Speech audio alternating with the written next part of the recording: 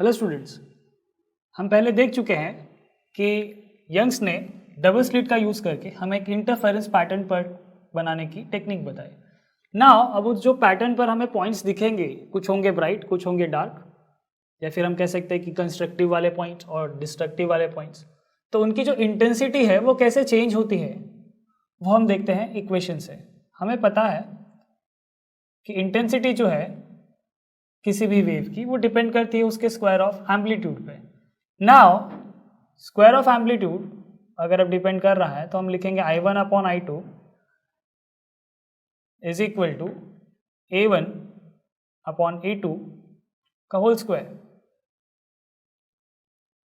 अब अगर मुझे जनरलाइज करना है एम्पलीट्यूड को, हमें पता है, हमने लॉ ऑफ और प्रिंसिपल ऑफ सुपरपोजिशन में पढ़ा था कि R या फिर रिजल्टेंट एम्पलीट्यूड मिलता है हमें वेक्टर एडिशन से। तो लेट्स से कि अगर हमारे पास दो डिस्प्लेसमेंट्स या दो एम्पलीट्यूड के वैल्यूज़ हैं और हम उनका रिजल्टेंट फाइंड करना चाहते हैं तो हम यूज़ कर सकते हैं लॉ ऑफ पैरेललोग्राम, जो कुछ इस तरह से है, R is equal to P square plus Q square plus 2pq cos theta. बस हम यहाँ पर थोड़े से टर्म्स डिफाइन करेंगे।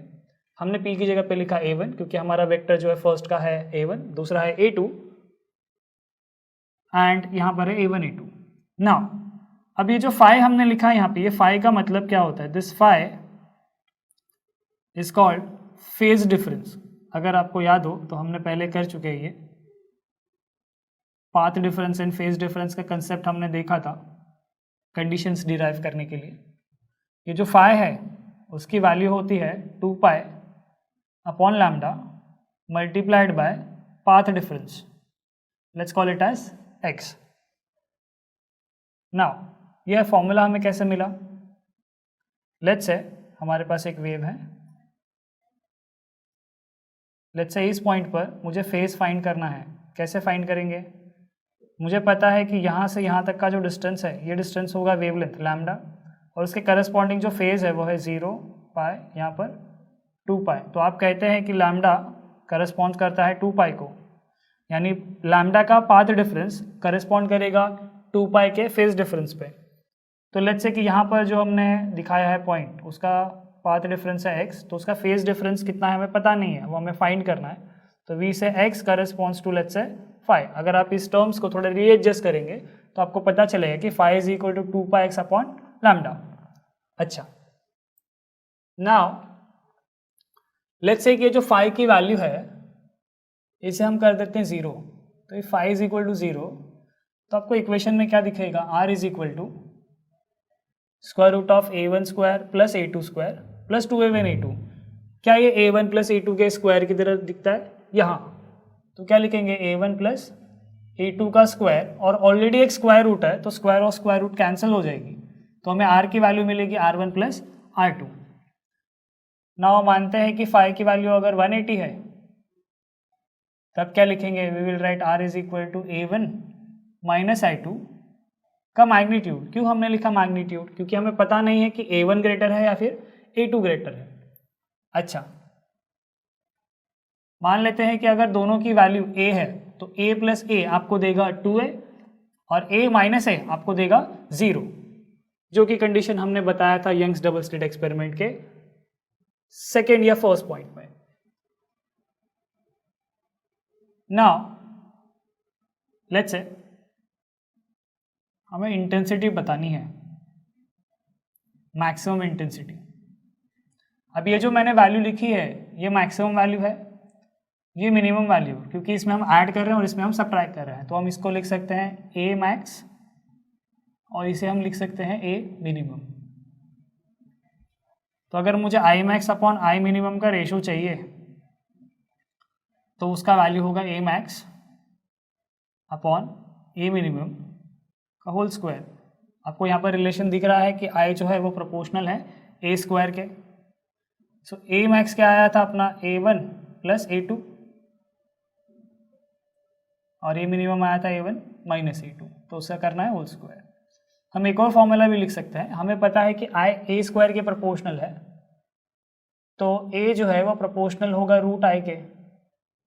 तो जहाँ आपको A दिख रहा है वहाँ आप I के टर्म्स में भी लिख सकते हैं। You can write A max की जगह पे a1 प्लस a2 लिखा हमने, उसकी जगह पे लिखेंगे root of i1 plus root of i2 divided by root of i1 minus root of i2, और इसका करना है अपने को square. This will give you I max upon I minimum.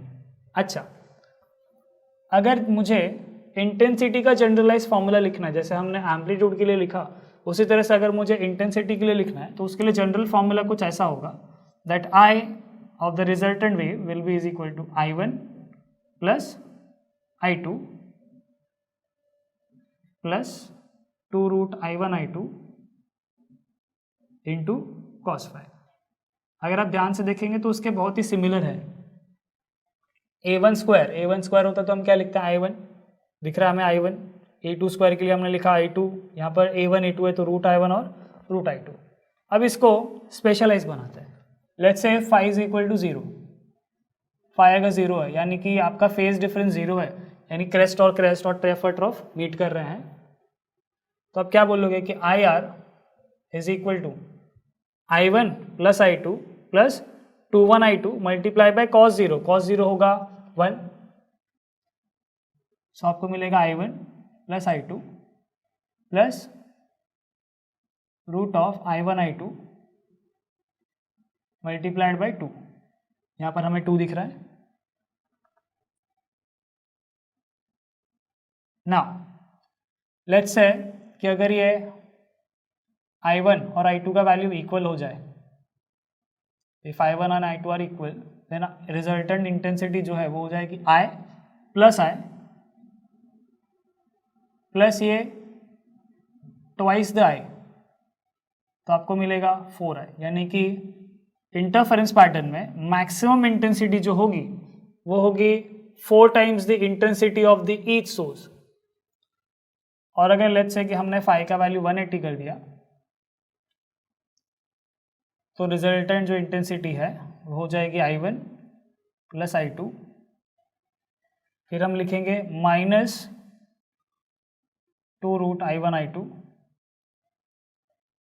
और अगर i1 और i2 की वैल्यू इक्वल है, i1 is equal to i2 अगर हमने लिखा, तो आंसर में हमें क्या आएगा, i प्लस